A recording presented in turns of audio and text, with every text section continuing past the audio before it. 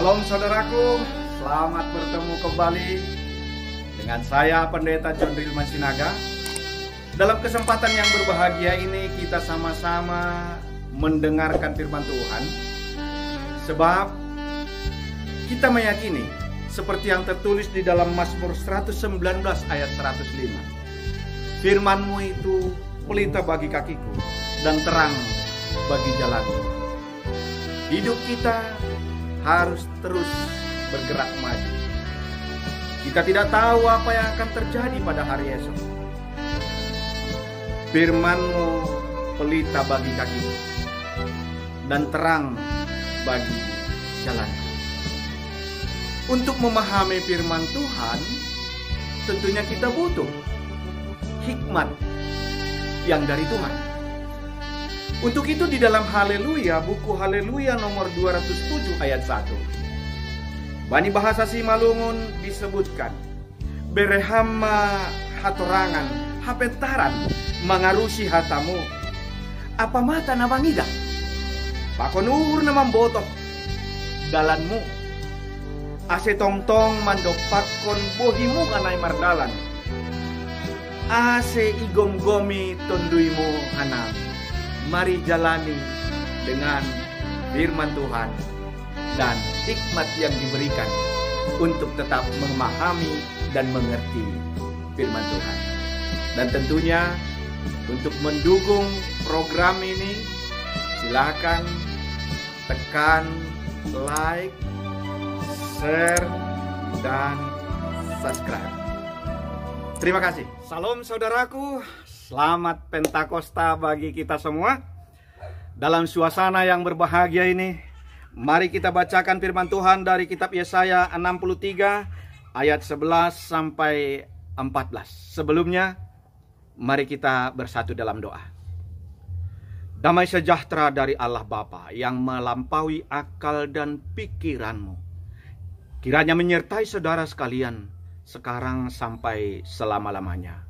Amin. Saudara terkasih, mari kita baca kitab Yesaya 63 ayat 11 sampai 14. Demikian firman Tuhan. Lalu teringatlah mereka kepada zaman dahulu kala, zaman Musa, hambanya itu. Di manakah dia yang membawa mereka naik dari laut bersama-sama dengan penggembala kambing dombanya? Di manakah dia yang menaruh Roh Kudusnya di dalam hati mereka? Yang dengan tangannya yang agung menyertai Musa di sebelah kanan, yang membelah air di depan mereka untuk membuat nama abadi baginya, yang menuntun mereka melintasi samudra raya, seperti kuda melintasi padang gurun. Mereka tidak pernah tersandung. Seperti ternak yang turun ke dalam lembah, Roh Tuhan membawa mereka ke tempat perhentian. Demikianlah engkau memimpin umatmu untuk membuat nama yang agung bagimu. Demikian firman Tuhan, saudaraku. Sekali lagi, saudaraku, ucapkan kepada yang ada di sebelahmu, selamat Pentakosta bagimu. Ucapkan lagi, selamat Pentakosta bagimu. Dan tentunya ucapkan juga buat saya, selamat Pentakosta bagi kita semua.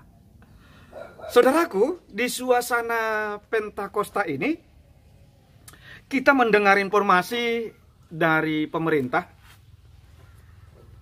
Informasi tentang bagaimana kehidupan sesudah kita menghadapi pandemi COVID-19 ini. Dengan istilah new normal, kita akan memasuki situasi kehidupan normal, tetapi di dalam fase yang baru, di dalam suasana yang tentunya baru bagi kita. Mungkin kita harus menggunakan masker setiap kita keluar dari rumah, rajin cuci tangan, dan selalu mengatur jarak ketika kita harus berhubungan dengan orang-orang yang ada di sekitar kita? Artinya saudaraku, kita akan memasuki tatanan kehidupan yang baru. Karena apa? Kita belum bebas dari COVID-19 ini. Tentunya di dalam situasi yang baru ini, mungkin kita merindukan, mungkin kita mengenang bagaimana enaknya dulu sebelum situasi COVID ini muncul.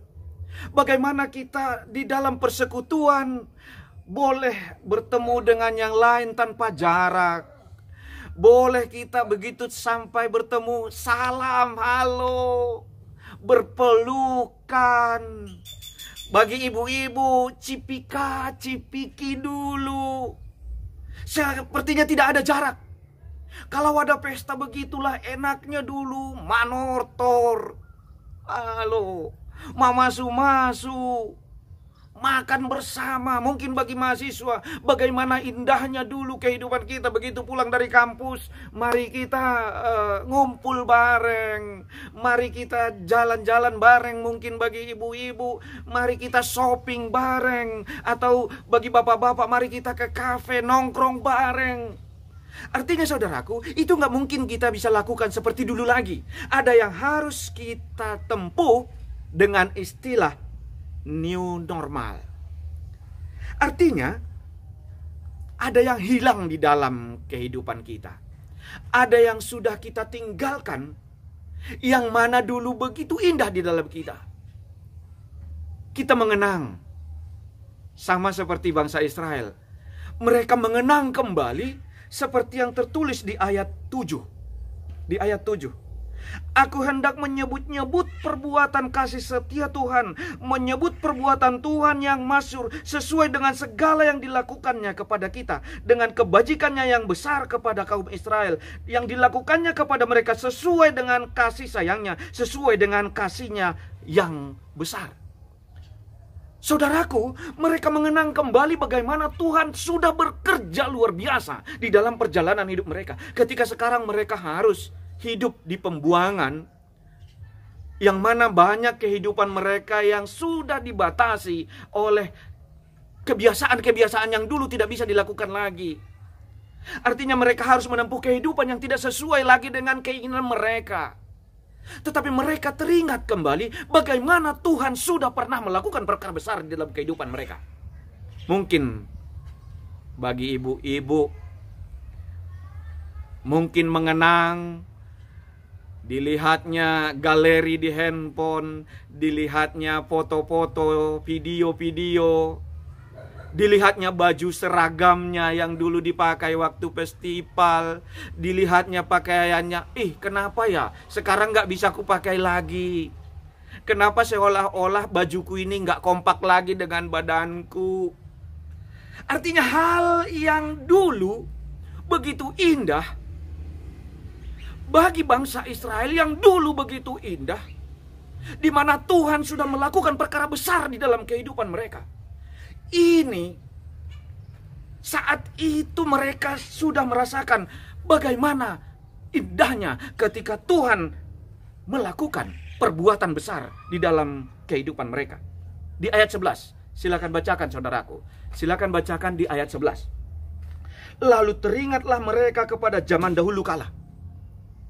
Mereka mengingat zaman dahulu kala, di manakah dia yang membawa mereka naik dari laut bersama-sama dengan penggembala kambing dombanya. Artinya, mereka merindukan karya Allah yang luar biasa. Saat bangsa Israel keluar dari perbudakan Mesir, mereka dikejar oleh tentara Firaun dengan peralatan yang lengkap, dengan fasilitas yang lengkap. Tetapi mereka tidak bisa melanjutkan perjalanan karena apa? Di depan mereka ada laut Tiberau yang begitu terbentang luas. Terbatas di dalam fasilitas, tidak mungkin mereka berenang bersama-sama melintasi laut Tiberau atau laut mati itu dengan begitu luas. Tanpa peralatan yang memadai, tidak ada armada yang sudah disiapkan. Yang ada hanyalah doa. Yang ada hanyalah kuasa Tuhan. Saat mereka mulai panik, saat mereka mengalami keterbatasan itu, Tuhan berkata kepada Musa, angkat tanganmu Musa. Angkat tanganmu. Lalu Tuhan membelah laut Tiberau. dan mereka berjalan di tanah yang kering. Artinya saudaraku, mereka dikejar oleh tentara Firaun dengan perlengkapan fasilitas yang lengkap. Tentara Firaun sudah semakin dekat. Mereka terjebak di laut itu. Mereka tidak memiliki yang namanya peralatan untuk menyeberang. Sama seperti kita saat ini. Mungkin begitu diberitakan bahwa akan ada new normal dalam kehidupan kita. Kita mengatakan bagaimana ini? APD tidak lengkap. Fasilitas tidak lengkap.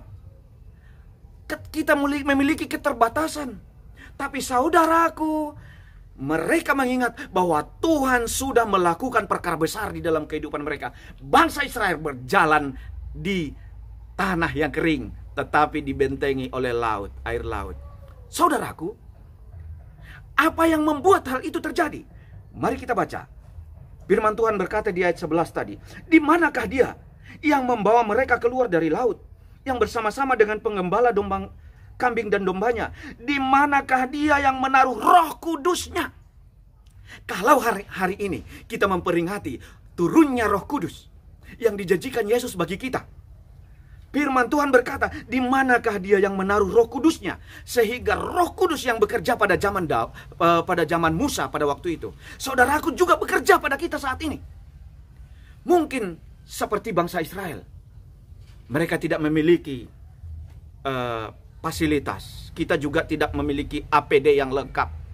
Rapid test kita katanya juga tidak menjadi suatu jaminan.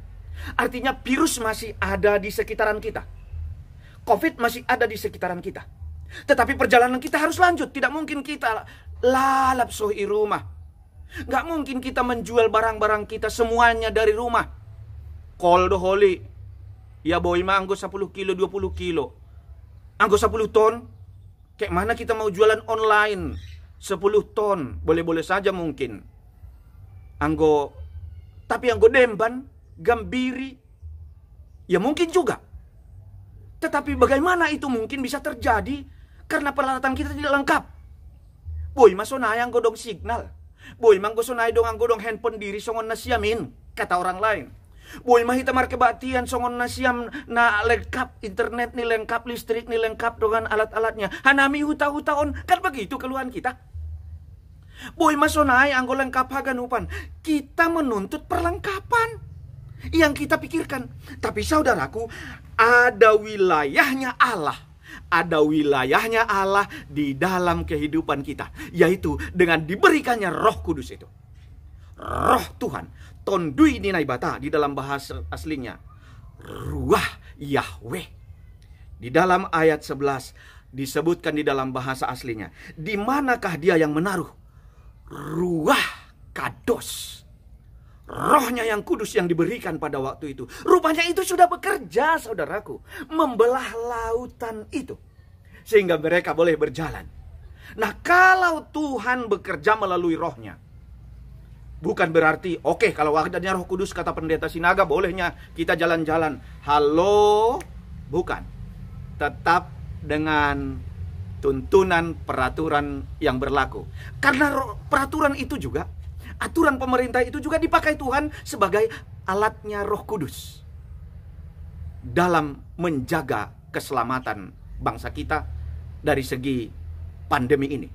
Saudaraku, ada wilayahnya Tuhan bekerja di dalam kehidupan kita, sehingga kalau bangsa Israel boleh menembus keterbatasan itu, keterbatasan mereka, karena mereka seperti lagu anak sekolah minggu, bagaimana Musa menyeberang laut merah, bagaimana Musa menyeberang laut merah.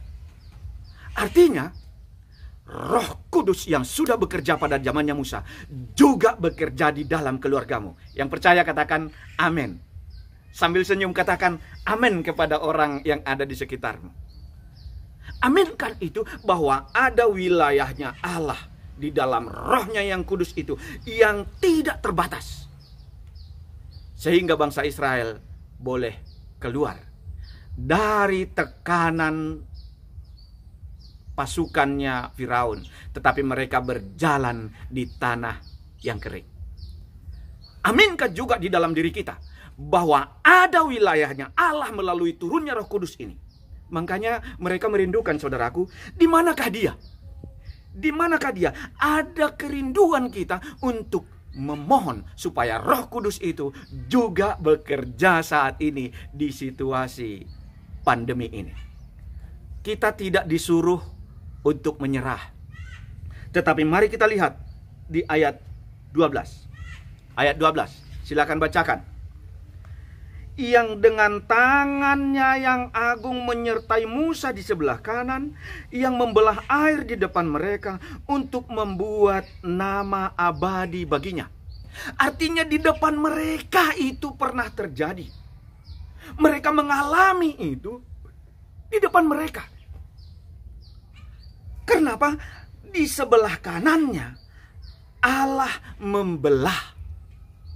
Jadi saudaraku, biarkanlah Tuhan punya cara tersendiri. Mungkin dunia sekarang panik.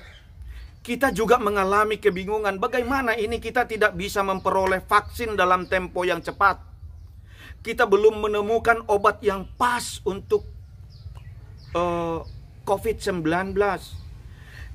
Keterbatasan kita, nahado holy on. Mungkin kita sudah mengalami bayangan gimana nanti. Karena bayangan kita, kayak manalah nanti kami pesta ya. Kayak manalah kami nanti ke gereja ya. Kayak manalah kami nanti untuk melanjutkan sekolah ya. Bagaimanalah kami nanti semua ini akan berubah. Bagaimana pertonggoan, bagaimana kami nanti hundul-hunduli kode, bagaimana kita kalau pesta. Saudaraku, ada wilayah baru yang Tuhan siapkan melalui Roh Kudus. Di situ dia menjadi kunci bagi kita memasuki situasi yang disebut dengan new normal. Allah punya strategi. Catat, Allah punya strategi. Saya akan bacakan di ayat 13. Di ayat 13.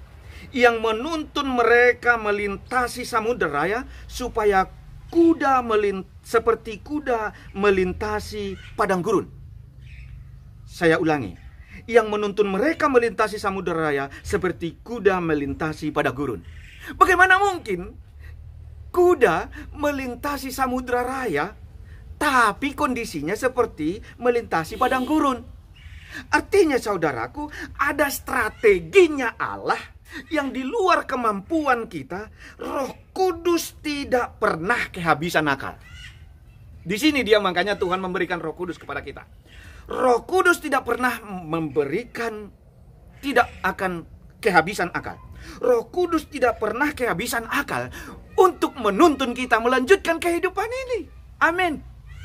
Sehingga kalau turunnya Roh Kudus itu adalah strategi new normal.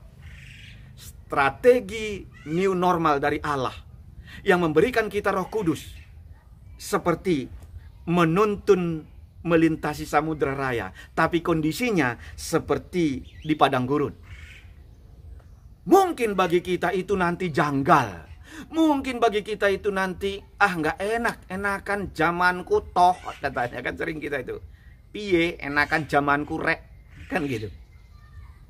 Mungkin kalau dulu kan kalau kita bertemu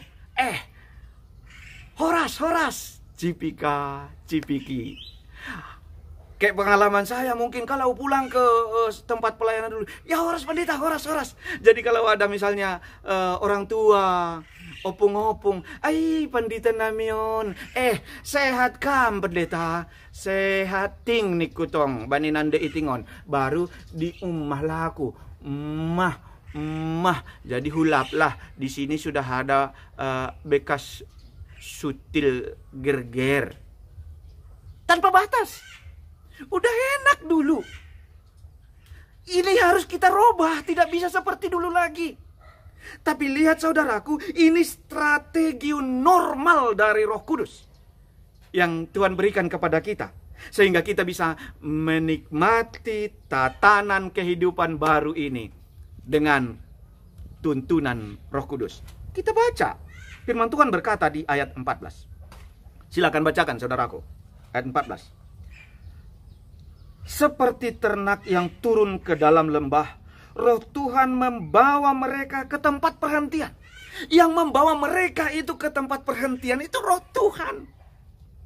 Yang membawa kita sekarang petunjuk jalan mungkin GPS. Atau numpang tanya, patuduh kono jado dalan. Mungkin kita numpang tanya kepada pemerintah. Mungkin kita numpang tanya kepada pemimpin-pemimpin gereja. Nah aduhan nami marpesta pandita. Nah aduhan nami manaksihon. Nah aduhan nami padidihon. Nah aduh pamasu-masuon ni anakon. Nah doon. Inang Bapa firman Tuhan maka tahun. Dengan tuntunan Roh Tuhan membawa mereka ke tempat perhentian. Biarlah Tuhan dengan caranya tersendiri akan menuntun kita menjalani new normal ini. Sehingga orang Kristen bukan orang yang soh. Tetapi orang Kristen tetap melanjutkan perjalanan dengan new normal bersama dengan Roh Kudus. Jadi kalau hari ini kita diberikan Roh Kudus, tujuannya adalah supaya menuntun kita menjalani hidup new normal ini.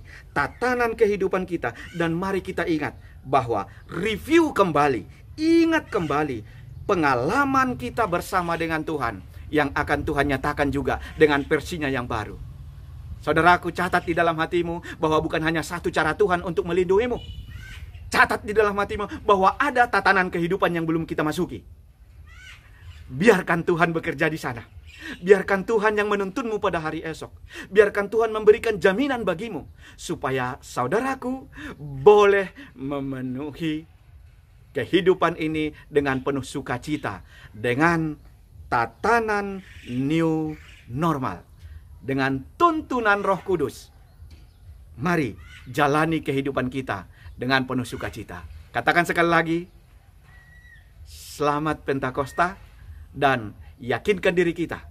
Mari kita masuki kehidupan yang mungkin belum ada di benak kita, tetapi lihatlah cara Tuhan yang ajaib. Sesuaikan hidupmu dengan tuntunan Roh.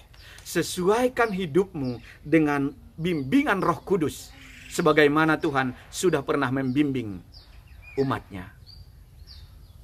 Selamat Pentakosta dan selamat memasuki suasana yang baru bersama dengan tuntunan Roh Kudus. Ucapkan sekali lagi, mari, salam Pentakosta. Salam Pentakosta juga bagi kita di rumah ini, dan Tuhan memberkati. Kita berdoa. Bapa di dalam surga, terima kasih Tuhan. Tuhan mengingatkan kami, supaya kami tetap mengingat bahwa Tuhan tetap bekerja di dalam kehidupan kami hingga saat ini. Tuhan tetap bekerja melalui Roh-Mu yang kudus untuk menuntun kami memasuki suasana baru di dalam new normal di dalam kehidupan kami. Terima kasih Bapa. Dalam nama Putra-Mu Yesus Kristus kami berdoa dan mengucap syukur. Amin. Salam saudaraku.